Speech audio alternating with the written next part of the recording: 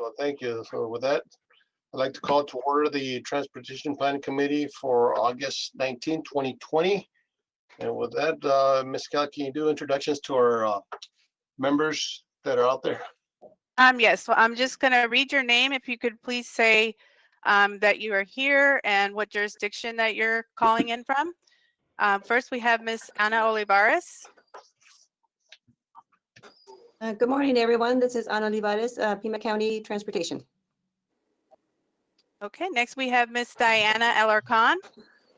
Good morning. This is Diana Alarcon with the City of Tucson Transportation Mobility Department. Catherine Skinner. Hello, this is Catherine Skinner with Pima County Transportation. Keith Brand. Good morning, Keith Brand, Town Marana. Mark Hoffman. Good morning, Mark Hoffman with ADOT Planning and Programming. Mark Novak. Morning, this is Mark Novak with the University of Arizona. Mick Jensen. Mick Jensen, City of South Tucson. Mike Smechko. Good morning, Mike Smechko with Tucson Airport Authority, Planning and Engineering. Patricia Pablo. Good morning, Patricia Pablo with the Thon Nation. Robin Rain. Good morning, this is Robin Rain from the City of Tucson Department of Transportation Mobility. Rod Lane. Good morning, this is Rod Lane with the Arizona Department of Transportation South Central District. Scott Robideau. Good morning, Scott Robideau with Tucson Airport Authority, Planning and Engineering Division. Ursula Nelson. Hi, this is Ursula Nelson. I'm with the Pima County Department of Environmental Quality. Okay, have I missed anyone? Did we get everybody? Yep. Unless we want to do staff, do we want to do staff? Or are we good? Let's do staff. I want to see who's out there or anybody. Okay, Carolyn Laurie. Good morning, everyone. This is Carolyn Laurie with PAG. David Atler. Good morning. This is Dave Atler with PAG. Jamie Brown. Good morning, everyone. Jamie Brown with PAG. Jeanette Durin. Good morning, everybody. This is Jeanette Durin with PAG. Jim DeGrood. Good morning, Jim DeGrood, PAG RTA. And of course, our chair, Jose Rodriguez. Good morning, Jose Rodriguez, Town of Oro Valley. Nathan Barrett. Good morning, Nathan Barrett with PAG. Paul Casertano. I think Paul's having trouble unless he's back on. Nope. Rick Ellis. This is Rick Ellis with PAG RTA. Good morning, everybody. And myself, Sonia Kelly. Okay, well, thank you guys, and welcome to our first webinar or meeting. With that said, let's move on to item number 2, in-kind form. Ms. Kelly. Good morning. The in-kind form serves both as an attendance sheet and also to report hours spent preparing for, attending, and following up for these meetings. Non-federal hours can be used as match for the federal grants that PAG uses for the planning and programming we conduct. To help these dollars go as far as possible, it's important that we document in-kind. Typically, we circulate the in-kind form during the meeting, but since this is conducted virtually, we are asked that you please let us know if you are paid with federal dollars. If anyone is paid with federal dollars this morning, please say so by stating your name. Do we have anybody? Hearing none, thank you, Ms. Kelly. And hearing none, we'll move on to item number 3, approval of the December 18, 2019 meeting summary. This is an action item, so I will entertain a motion.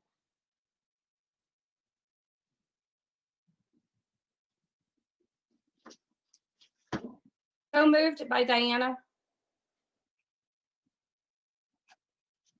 Seconded, Mike. I'm sorry, can you speak up? It's Mike Smechko, seconded. Okay, we got a motion and a second. Any questions? Hearing none, all those in favor signify by saying aye. Aye. Aye. Any opposed? Say Aye. no. Oh, sorry. Motion carries. Thank you. Moving on to item number 4, amendment number 2 to the PAG FY 2020-2024 Transportation Improvement Program. Mr. DeGrood. Thank you, Mr. Chair, members of the TPC. Before you today, we're asking for your recommendation to the Executive Director of approval of amendment number 2, items A, B, and C to the fiscal 2020 to 24 PAG TIP. Item 2 consists of 3 items. Item A basically exchanges some Pima County bond funds from the 22nd or from the Houghton Road 22nd Street to Irvington project to the Houghton Road Valencia Road to Marianne Cleveland Drive, which was recently bid. And then with that, we would be swapping out RTA dollars. And we would be looking at the removal of 10,169,000 from fiscal 21 on the Irvington to 22nd Street project, and replacing that with 4 million, or moving that money to the Houghton Road, Marianne Cleveland to Valencia project, $4 million in fiscal 21 and $6,169,000 in fiscal 22, and then removing the RTA funds in a like amount and transferring those over to the Irvington Road to 22nd Street phase in fiscal 23. The second item establishes ADOT as the lead agency on the State Route 86 Wildlife Overcrossing project. It had been in the Tohono O'odham,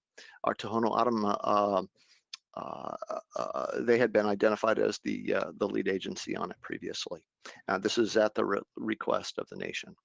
And then the third item basically reallocates a portion of the funding that was in the SR 77 Wildlife Crossing off-highway or overpass structure to the off-highway fencing project. And that is item 3 on, or item C on your TIP amendment. And with that, Mr. Chair, I'd be happy to answer any questions, and we request action on this item by the TPC.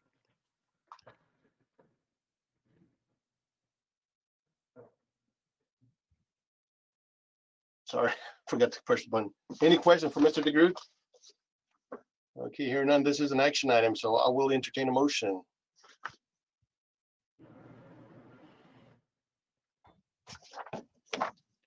Anybody out there? Hi, this is Anna. I'll make a motion to approve. This is Beth. I make a motion. Okay, I'm sorry. We have a motion from the city. I'm sorry, from Anna. And do we have a second? I second. Well, I'm sorry. Who's your name? Beth Abramovich. Anna Starita. Sorry. Yeah. Please speak up because I can't see anybody. So I just want to make sure that I recognize you. So we have a motion from Anna and second by Beth. Any questions? Hearing none, this is okay. All those in favor signify by saying aye. Aye. Aye. Aye. Any opposed? Say no. Motion carries. Thank you. Thank you. Okay, moving on to item number 5. 2045 Regional Mobility and Accessibility Plan Update. Ms. Doreen.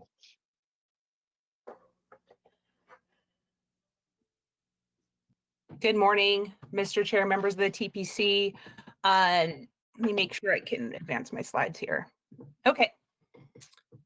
Thank you for joining us today. This is Jeanette DeWren. I'm the planning manager here at PAG. Many of you have seen my face and heard me speak about the RMAP. So here we are towards the end of the process. We've been in front of this committee periodically throughout the process, and I just wanted to say that we appreciate your participation as we move forward. The development of the RMAP began back in early 2018, and over the past 2 years, we've worked through the various steps to build the plan. The project lists were developed and refined, population and employment projections were developed, revenue projections were approved, the land use model, travel demand model, and moves model were conducted, and the performance report was developed. We also finished up the Title VI analysis, and that wrapped up the technical aspects of the RMAP development. This spring, we came in front of our jurisdictional leads and developed the draft document, and the RMAP document is now in the review phases. With this meeting, we'll begin moving through the PAG committees. RMAP update focused on the technical amendments with updating the demographic data, the project list, the revenue projections, and developing the performance report.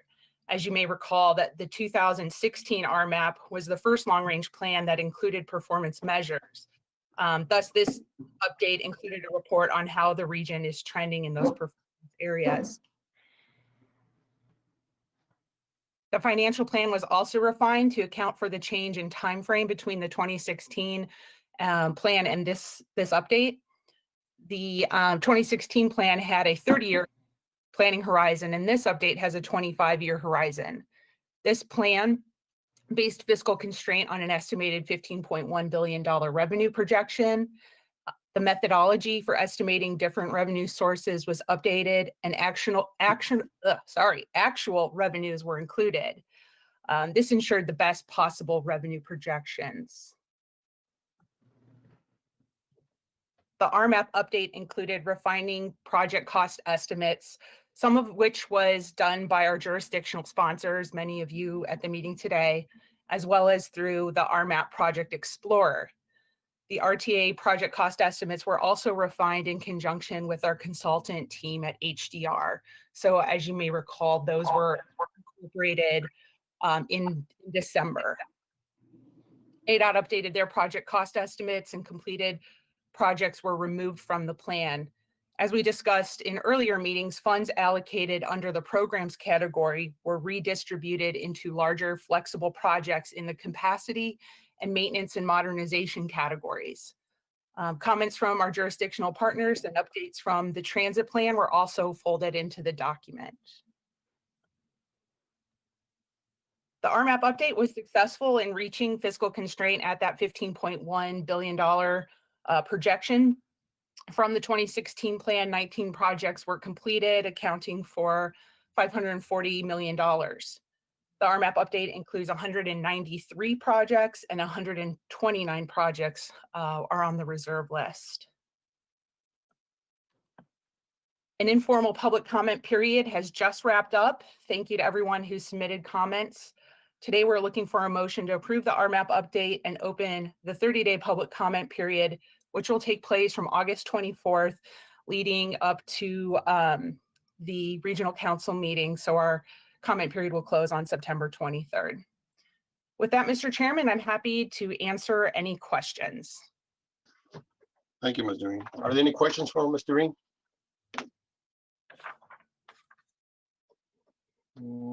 I have a question. This is Catherine Skinner. Yes, Ms. Skinner. I know that during the comment period that ended August 5th, the county submitted just some last minute comments. Have those, you mentioned that some comments were incorporated. Do we have a copy of the new RMAP, or can we see how they were incorporated? We have taken those comments and have drafted responses to those. So you guys will be getting those responses moving forward. But our plan is to combine those comments with the comments we get through the public comment period and kind of group them all together for everybody. But responses to your individual comments are forthcoming. Okay, thank you. And then follow up on that. Just you mentioned other comments that come in both in the previous 30-day comment period and in this upcoming 30-day comment period. Those will be transmitted to the full group so we understand what the region is commenting upon in the public. They'll be available in the regional council packet. Okay. So they'll be available on our website. They're not going to be a official chapter in the RMAP, but we will be making that available for everybody. Thank you. This is Robin. Can we get a copy of that set of comments and answers as quickly as possible before the regional council? Just Yes, check in on. Thank you. Yeah. So, and I believe the city of Tucson did submit comments. So all the individual people that commented will be getting a response here pretty soon. And then we'll be putting that all together, as quickly as possible so that everybody has it. So the regional council meeting is in about a month. So, it'll be forthcoming pretty soon. Yes, thank you. This is Robin again. I really was not as interested in the answer to our comments as just seeing what comments did come in. Oh, sure. So just to get a sense as quickly as possible what the comments are. Yeah, absolutely. Thank you. Are there any further questions for Ms. Doreen? Okay, hearing none, this is an action item. I will entertain a motion. Hi, this is Anna. I have another question. We're going to approve this plan today. But what if the comments received change the plan? How do we go back and approve anything that changed? We don't anticipate any substantial changes based on the first set of comments that we got. Because we're keeping the public comment period open all the way pretty much to the regional council meeting. If we have changes based on any of those comments moving forward, we will present those at the regional council meeting. Based on what we've heard so far, there's not any major comments that would change the content. But if something were to come up to that nature, we would elevate it at the regional council and also present any proposed change that we recommend at that time. So this is Ursula Nelson. So my question is, so we're being asked to approve a plan that we don't see a final copy of? I'm confused by that. It is the final draft. But because there's opportunities for public comment, similar to if something were to go to mayor and council, or if somebody were to come forward and request a change, we would also, entertain those comments and request as we move forward. So, we're opening it up for that public comment period. Someone could come to one of these meetings and propose a change or a comment. So we're just gonna, address those as they come. And if we, feel like something needs to be addressed, then, we'll move forward with it.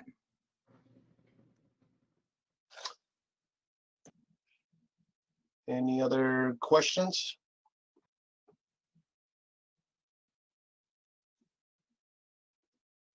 I'll take the silence to mean no. Okay, again, this is an action item. I'll entertain a motion.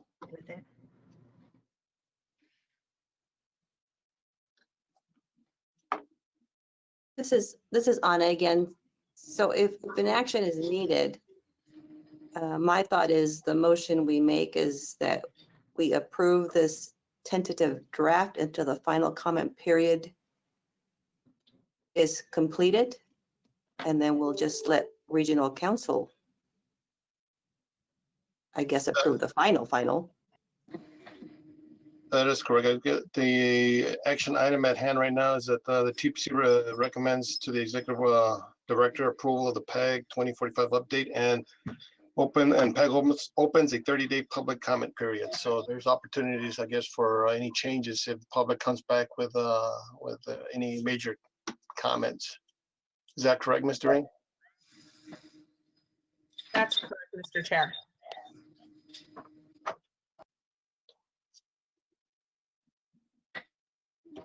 I'll second Anna's motion.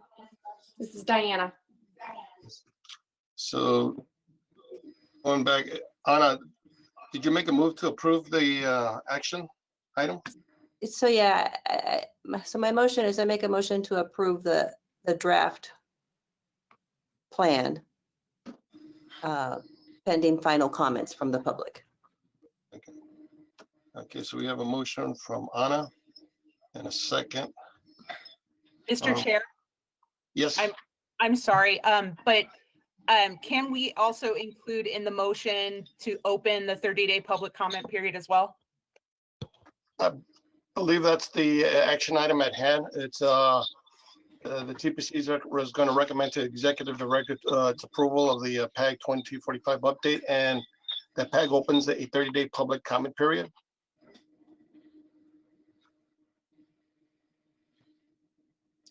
Is that amenable to the maker of the motion? This is Paul.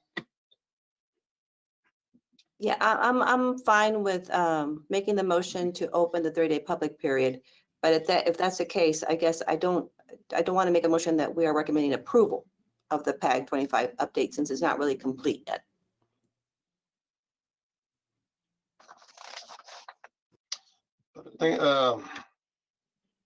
So you still do not want to approve what's presented to us today as the updates? Correct. At least that's my motion. Okay, so yeah, we're gonna have some, well, I'm gonna refer to our PAG staff. Is this doable? Mr. Adler? So, Mr. Chair, the authority for final approval of the 2045 RMAP update does indeed lie with Regional Council. The action by TPC is recommending approval of that document, so the Executive Director can bring it to the next stage in the committee approval process, which would be Management Committee in September. As Mr. Wren stated, we do not anticipate public comments that will result in changes to the structure or the content of the plan. The plan at this point is to document all of the public comments.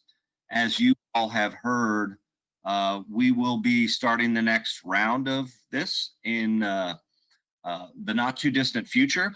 And we anticipate the next round to be a more significant overhaul of the long-range transportation plan for the region.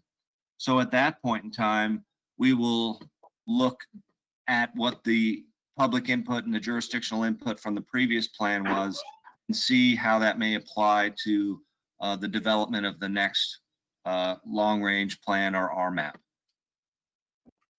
Okay. If I may, this is Ursula Nelson, and I'm sorry if I'm not following proper protocol. It's hard to do this when you can't really see the table. So I guess I'm concerned that what I'm hearing, and perhaps I'm not hearing this correctly, is that PAG is going out for public comment. And you, at this point, I presume, don't know what those comments are going to be since you haven't taken them yet. But you're already saying that you're not planning to make any changes. So I'm not quite understanding what is happening. If we're going to public, so I go to public comment when I do rulemaking or when I issue permits, and we take public comment and adjust what we're taking out in response to those public comments. But it sounds like you're not planning to make any changes, which seems to me to obviate the need for a public comment to begin with. Mr. Chair, if I may, let me clarify. I'm not necessarily saying that we're not going to make any changes. We do not anticipate any changes, and that is in part because we have done a portion of the public comment already. This second phase of public comment is essentially notification that the public hearing will take place at the Regional Council meeting. If there are comments that do require changes to the document itself, we will be presenting that to the Regional Council, and it will be their prerogative to either approve with the recommended changes or bring the approval process all the way back through TPC management and back to Regional Council. That ultimately lies with Regional Council itself. Thank you. Mr. Chair, this is Dave. Yes. Hey, either Paul or Jeanette, would you remind everyone the purpose of the 2045 update, what it constitutes, and what might constitute the need for a change if there's a significant comment? Jeanette, if you could take the first swing at that, and we'll take it from there if that works for you. Thanks. Sure. So the RMAP is our long range planning document. So if something, a project were to come up, and correct me if I'm wrong in answering this, Dave, but if a project were to come up or a new program were to come up over the 4-year planning horizon of this document, those changes can be brought forth to the regional council as we move forward. So if a jurisdiction were to come up with a new project that's not in the RMAP, or perhaps something that goes through the RTA and now needs to be in the RMAP, we'll either incorporate it in the next round, which will be in 2024, or we can take that amendment back through the committees. So, it is the planning document that the TIP is going to be based off of, and all the projects that come forward in the next TIP cycles will need to be in that RMAP. But as I said, we're going to revisit this all in 4 years with a completely, overhauled process, a more in-depth process. But we can bring amendments through the next, through the planning horizon. And we actually have done that before. So did that answer?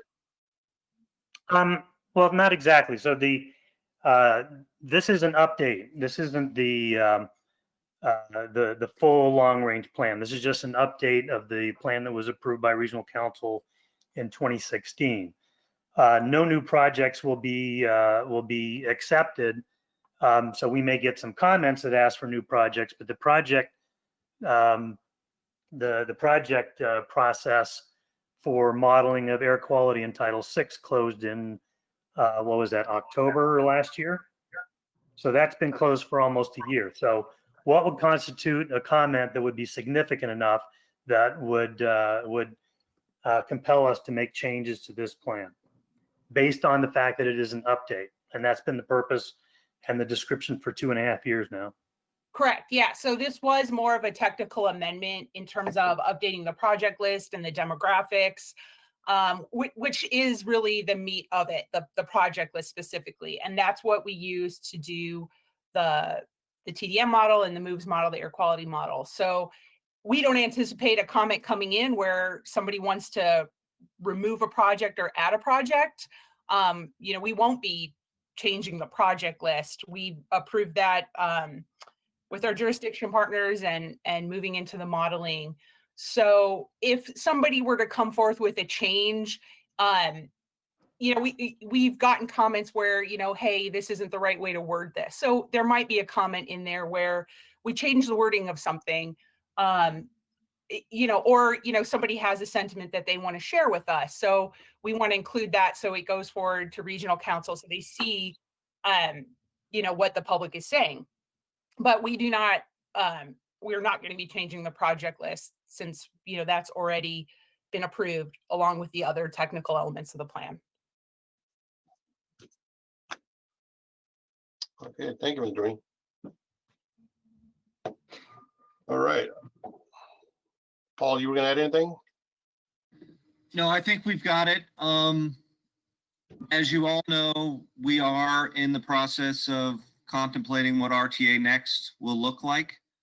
And as we've said all along, if there is a need to amend the RMAP update itself because there's new projects that come forward in the first 5 years, we can do that.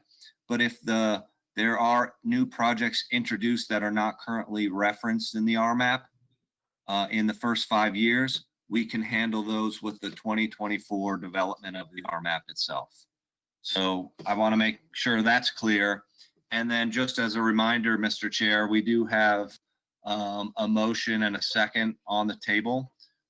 So that's where we are in the process. Okay, thank you.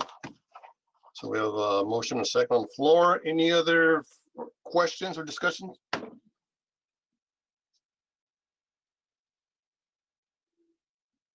Okay, hearing none.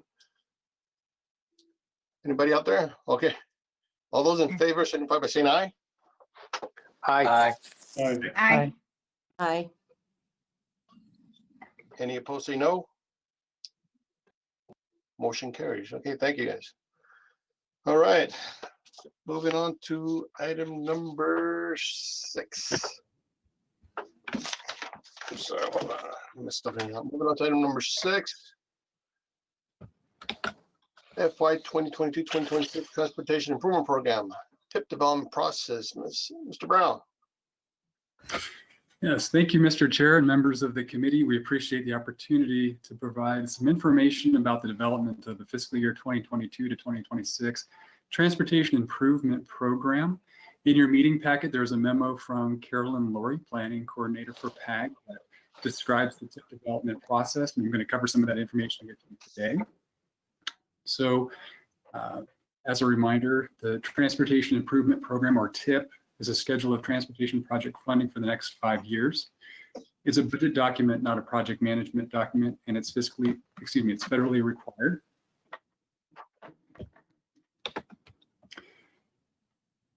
And some of those requirements include that it must be updated at least every 4 years. It must be multimodal, so it must include roadway, bicycle, pedestrian, transit, aviation, rail, and other modes of transportation. The TIP must be fiscally constrained and does not program more funds than can be reasonably expected each year from each funding source. So there are some important considerations for this TIP cycle, and some of this was discussed at the TIP subcommittee meeting 2 weeks ago. This TIP will continue to prioritize delivery of RTA projects as directed by the RTA board. Regional revenues for fiscal years 25 and 26 will be programmed in those years for delivery of the remaining voter-approved RTA projects.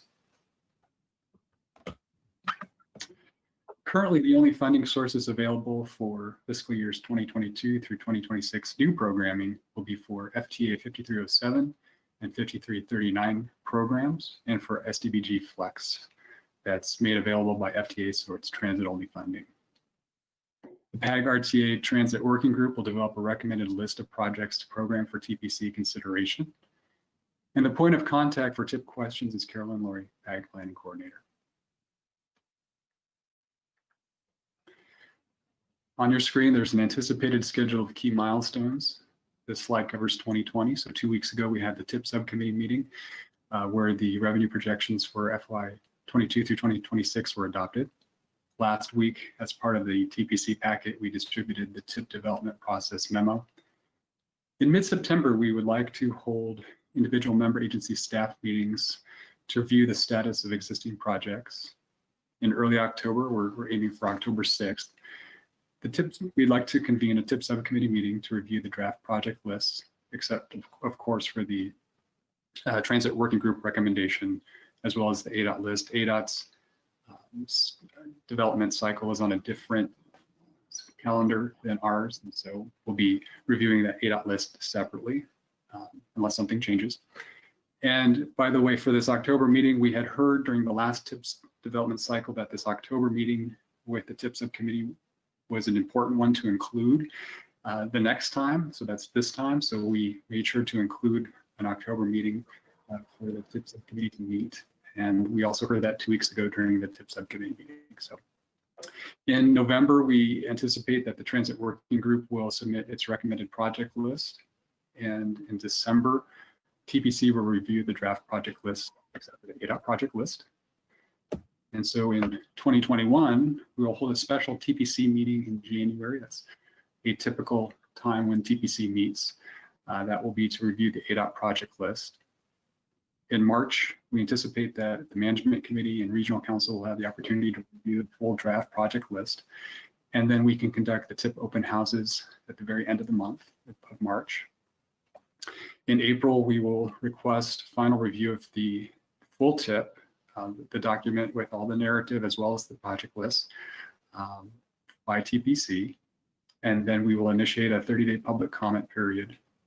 We will ask for Management Committee review of the final TIP in May, mid-May, and then hold a public hearing and Regional Council requested adoption in late May. And this schedule is a typical schedule that we've followed for many years. So wanted to go back to something I'd said about the TIP subcommittee meeting. Many of you on today's call were part of that TIP subcommittee meeting, so thank you very much for your time then, where there was discussion about the revenue projection for fiscal years 2022 through 2026. And what was recommended and then ultimately adopted is what you see outlined in orange on your screen. And that's just for HERF 12.6, HERF 2.6, and SDBG funding sources. And Mr. DeGrood at that meeting provided a presentation about RTA considerations. And so some of those key points include that the RTA will conduct another revenue estimate in late 2020 or early 2021. The RTA anticipates a balanced budget for fiscal years 2022 through 2026 TIP, with project being key. And the RTA board will identify the revenue target to be used in developing fiscally consistent 5-year RTA financial plan.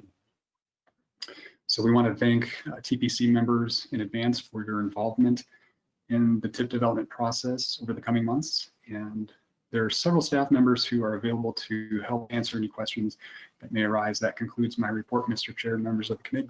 Thank you. Happy to answer. Thank you, Mr. Brown. Any questions? Okay, hearing none. This is an informational item, so hearing none, Jose? moving on. Oh, I'm sorry. Jose, this is Catherine Skinner. I have a question. Yes, Ms. Skinner. The NOFA that was sent out with this packet did not include a call for projects for HERF 2.6. The NOFA for the last TIP cycle we did for 2020 through 2024 did not program any HERF 2.6 for fiscal year 23 or 24. And I believe the current TIP doesn't have any HERF 2.6 programmed for fiscal year 22. So my question is, when is the TPC going to discuss and be able to propose projects for HERF 2.6 funding for the next TIP 22 through 26?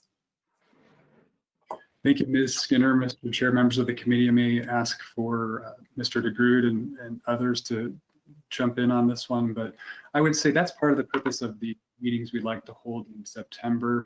HERF 2.6 largely is for ADOT projects or projects within ADOT's right of way. So it's important that we coordinate very closely with ADOT on their needs for HERF 2.6 funding. And then that October TIP subcommittee meeting to review the draft project list will be important as well. But as mentioned earlier in the presentation, this TIP cycle will still focus on delivery of RTA projects. Mr. DeGrood, Mr. Barrett, anything else we should add to that response?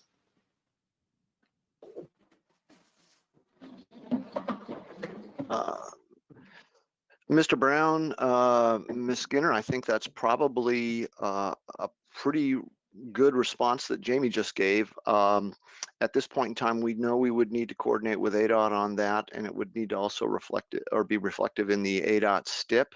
I will escalate that particular issue with the team.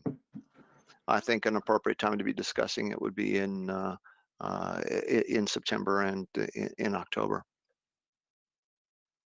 I would also add that in reconciliations with ADOT over the last couple months, getting our HERF 2.6 books in alignment with their HERF 2.6 budgets and books, we are a little over programmed on HERF 2.6 right now. We don't necessarily need to fix it immediately in the TIP. We can just not program additional HERF 2.6 revenues over the next year or two in order to catch up.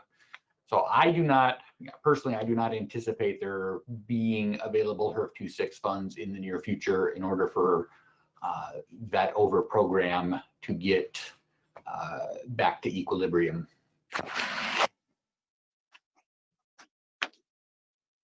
Mr. Chair, this is Anna. Yes, Anna. So Nathan, thank you for that information. With our next meeting, could you show us where we are over programmed with 2.6? It's difficult for us to see where the funding for 2.6 is.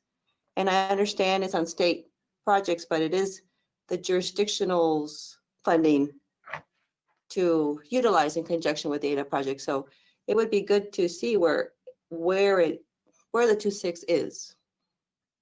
Yes, and we have been implementing new procedures with ADOT so that we can communicate better on that. This has been an ongoing issue for the 9 years that I've been here, that communicating accurately with ADOT about our HERF 26 funds has been a continual challenge, but I think we're getting to the point where we're implementing some procedures where we can make sure that our 26 records match ADOT's 26 records more accurately. That's a long way of me saying that a couple weeks back, I received from an ADOT financial individual a list of what they have in their budgets for HERF 26 for ongoing projects. In other words, this is what their project managers believe that they have in HERF 26 on their projects. So I've got that information, and I will work with Jamie and Dave on the best way to communicate that to TPC. Excuse me, Mr. Chair, this is Dave again. Thank you, Nathan, for that. Can you also, Nathan, let us know that, this is ADOT does the programming for the 2.6, correct? And they're on a different schedule than the rest of us are. It's a cooperative programming. 2.6 is ideally programmed on projects that are priorities for both the region and the state. But yes, their revenue projections and programming lags behind us by a couple months. So we don't get official numbers from ADOT, official programming numbers from ADOT until December. All right, thank you. And Mr. Chair, I'm wondering if anyone from ADOT would like to respond as well. I'll defer to you. But Yeah, thank you, Mr. Brown. Yeah, I was going to ask the same. If Rod Lane can chime in a little bit on that. Rod, you out there? I am. I'm just struggling with how to respond. So, yeah, I mean, we're, like Nathan said, this has been an ongoing thing for years, and we'll navigate through it. And, we're going through the program hasn't been approved yet for the year. That's still in process. Still got navigating through the budgetary process right now in terms of what's available for funding and such based on our what resources available for funding. So everything is kind of in flux right now. So I anticipate it all coming together in the next month or so. All right. Thank you, Mr. Rod. Mr. Chair, this is Anna. Yes, Anna. So I just want a little clarification. I understand that the 2.6 needs to be used on ADOT sources, but the 2.6 funding is part of almost our 12.6. I mean, we get it. How should I ask this? How good our forecast is for 12.6 should be for the 2.6. It's the same kind of funding source. It's just where we use it. So I don't know that it's not programmed by ADOT. I believe it's programmed by the region in cooperation with ADOT. But the forecast that we get should come at the same time that we get our 12.6 forecast. Is that correct? That is correct. The official programming numbers that I referred to that we don't get until December, those are for other ADOT sources. Correct. What we call the ADOT subprogram and ASTP. Thank you. All right. Any other questions? Jose, this is Catherine again. I have another question. Yes, Catherine. Thank you. I just want some clarification on the schedule that you outlined for the upcoming months. The adopted recommendations for 12.6, 2.6, and STP funding show there's going to be a big shortfall in the next TIP program for 12.6 and 2.6, and there's going to be a surplus of STP. Are our individual September meetings going to discuss how we accommodate those changes? Are we, has staff already kind of mapped that out? Or how are we going to accommodate, building fiscal constraint in the new program when that's not a part of the NOFA? And if I may, I think Mr. DeGrood may want to chime in on this, but again, I think the priority is really to make sure we deliver those RTA projects. So it's going to be another RTA focused and driven TIP development cycle. And we understand that there's a revenue shortfall that's anticipated. And so these meetings in September The October TIP subcommittee, the purpose for those is just to have these conversations about how we balance everything out, looking at RTA cash and other sources. Mr. DeGroot, is there anything else that you would like to add, or anyone else? No, only that again, you nailed it. We are going to be having conversations, very frank ones with all of the jurisdictions. We know there is a huge shortfall that we're facing in certainly the 12.6 and 2.6 areas. We're really unclear as to what's happening with the TPT. We have had some very, we understandably had some huge hits to revenue in March and April, but June and July have been kind of surprising. So, we have tentatively put a 5-year funding forecast together that looked very conservatively at a rebound in the TPT. And then we've tested it against the projects that are currently in the TIP. And as you all know, we have been very mindful of what it's going to take to finish all of the roadway element projects and named projects at the ballot amounts. And we're confident that we'll be able to cover all of the expenses and to potentially add some additional funding back in, but that's all really contingent upon how rapidly the economy recovers. We are going to be looking at talking with our jurisdictional partners about where they are in terms of project readiness. And we want to present a draft, if you will, of what we think it might look like at the October TIP meetings, but we only will do that after we've had the opportunity to have conversations with each of the jurisdictions that have significant expenditures programmed. Hopefully I answered your question. Yes, thank you. And I think that October TIP meeting will be important because all the jurisdictions together need to be frank about our programs and communicate directly with each other in making these regional decisions. And so hopefully there is an openness to hearing the feedback of the jurisdictions once we're in the room together, looking at the 5-year program. Thanks, Ms. Skinner. I would tell you that the addition of the TIP meeting in October was as a response or as a result of the conversations that we had at the last TIP meeting. So we hadn't originally planned on having it. Thought we'd just escalate it and take it before TPC, but it became very clear to us based upon the conversations that we had at the TIP meeting that you want to have a more full discussion of it, and we respect that and we'll honor that. Thank you. Any other questions? Hi, yes, this is Ursula again. And Yes. Jim, I was just wondering, you said that I think you said June and July were surprising as far as revenue goes. Could you, I don't follow all of that as much as perhaps other people do. Could you explain that a little bit more? Certainly, and we're not fully done processing the most recent deposit in terms of what we've observed, but we understandably took a beating in our deposits from the months, basically the months of collection of March, which is typically one of our high months, and April when we were experiencing the shutdown. Now, those deposits come to us 2 months later. So we didn't, we saw a May and a June deposit that represented those 2 months. And then since that time, during the month of May, which was a deposit that we received in July, we saw a rebound.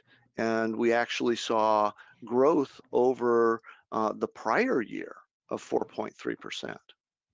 We saw an even larger amount of growth in our deposit that we received a few days ago. And we've looked at it, and one of the interesting things, we all know that that restaurants and bars have taken a beating. They're about 60% of what they ought to be. And hotels are even worse. But the construction trades are booming. We received a deposit for prime contracting tax that was larger than anything we've seen since August of 2008. So, there are parts of our economy that are recovering at different rates than others. And, how much of it is due to the fact that we have had, consumption driven by the fact that people didn't lose their paychecks because and in fact, some people probably got more on unemployment than they would have otherwise made. But that's now changing again. So we don't know. I mean, the TPT is a very uncertain thing for us to predict at this point. So hopefully that kind of gives you a glimpse of what we're churning on right now. We've got more questions than answers at this point. That's very interesting. Thank you. Any other questions?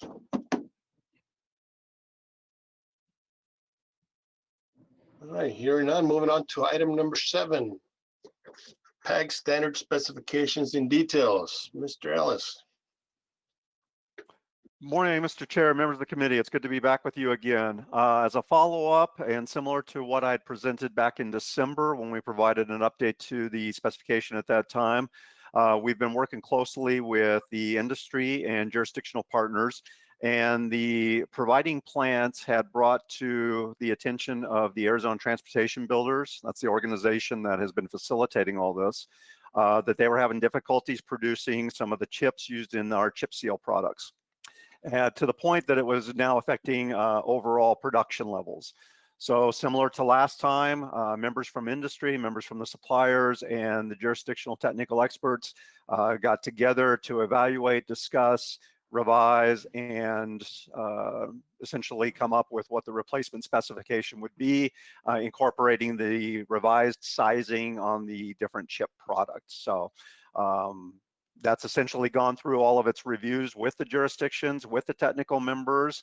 That has been completed and been bought off onto by all the member jurisdictional partners involved.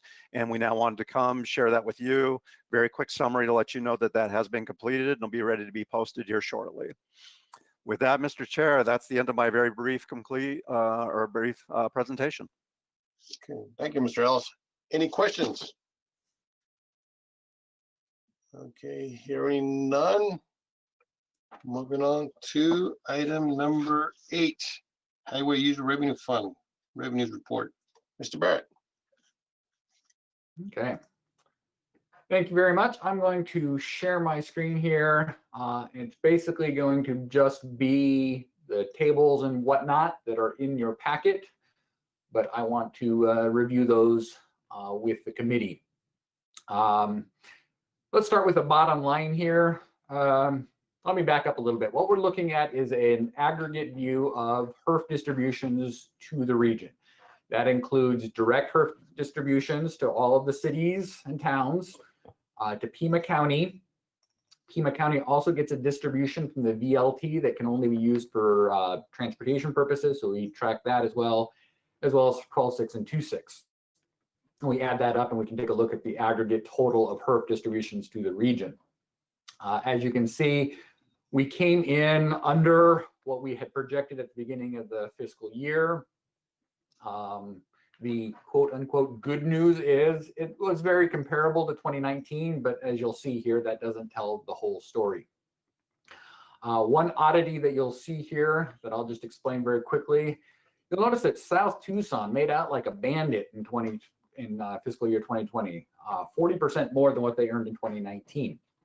And the reason for that was that in fiscal year 2020, there was a special distribution, as we've seen in previous years, but this special distribution took a lump sum of funds and then divided it equally among every city and town in the state. It was not balanced by population. So the amount of that special distribution, for example, that the city of Tucson received was a drop in the bucket. But for a small city like South Tucson, that special distribution actually was quite a bit. And so we see that their HERF distributions for the year were 40% above 2019. So having said that, the distributions in 2020 were very close to 2019. Here's the visual representation. You can see we fell short of the what we estimated. And you can see visually that it was very close to what we did bring in 19. As I said, that's not the full story. If we look at a month-by-month graph of those HERF distributions to our cities, towns, counties, and the HERF 12.6 and 2.6, this is what we see. The blue and red lines are 28 and 2019, the last 2 years, and then the green line is 2020. And so you can see in the last 3 months of the fiscal year, there was a COVID decline. We see something very similar when we're looking at gallons of gasoline sold in the PAG region. A very sharp decline in that last quarter of the fiscal year. If we're looking at numbers of gasoline gallons sold in Pima County, over the last 5 years, that number has been steadily increasing, topping 400 million gallons in 2018, and then even topping that in fiscal year 2019. We were setting new records. But the final gasoline sales in fiscal year 2020 were pretty low. I mean, the lowest that we've seen in 5 years, possibly even longer. This graph here, though, is not related to revenues. This is related to outlays, reimbursements of the HERF 12.6.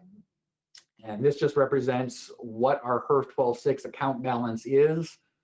We like to keep that spent down as much as possible. We were for several years, about 3 years here, right in the middle, reimbursing HERF 12.6 at about the same rate that we were earning it. And then there was a spike in fiscal year 2020. As a reminder, to our member jurisdictions, on projects that have both HERF 12.6 and RTA funds, please draw down on the HERF 12.6 funds first, so that we can get this account balance back down to lower levels. That's all I have for this presentation, but I can answer any questions that you might have about these numbers. Thank you, Ms. Byrne. Any questions? Jose, this is Catherine. I just have a quick question. Yes, Catherine. The HERF 12.6 chart is really handy. Is there a similar chart that could be presented for HERF 2.6 to understand where we sit with funding in HERF 2.6 for the region? I could make one. That would give me an excuse to play with a spreadsheet. So you're welcome then. I think that would be really helpful as we look forward to programming and what the actual cash flow for the region is. Will do. I'll put something together. Any other questions? Jose, this is Anna. Yes, Anna. Hey, Nathan, thank you for that. Back to that chart. So the projects that are using this 12.6, are they currently actively under construction currently? Do you know, so that we can start spending that money? I'd have to take a look at each project, but I believe that Jim DeGrood's priority, his preference has been in the last couple of years to get those HERF 12.6 funds programmed on projects that are under construction, that are currently moving large dollar amounts. And Jim, you can correct me if I'm wrong or add to that. No, that's absolutely correct, Mr. Barrett. And projects that have substantial funding allocations in this current fiscal year include Broadway Boulevard and 22nd Street, Broadway Boulevard and 22nd Street, and Grant Road.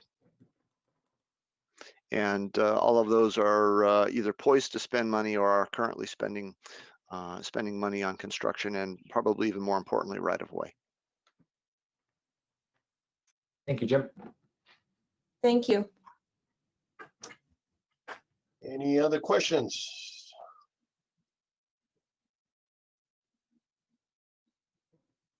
Hearing none, moving on to item number 9. Adjournment. I'll entertain a motion to adjourn.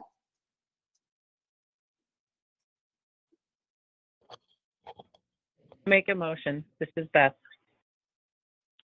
To adjourn. We have a motion and we have a second. All those in favor signify by saying aye. Aye. Aye. Aye. Aye. Any opposed, say no. Motion carries. We are officially adjourned. Thank you. Thank you, everyone. Thank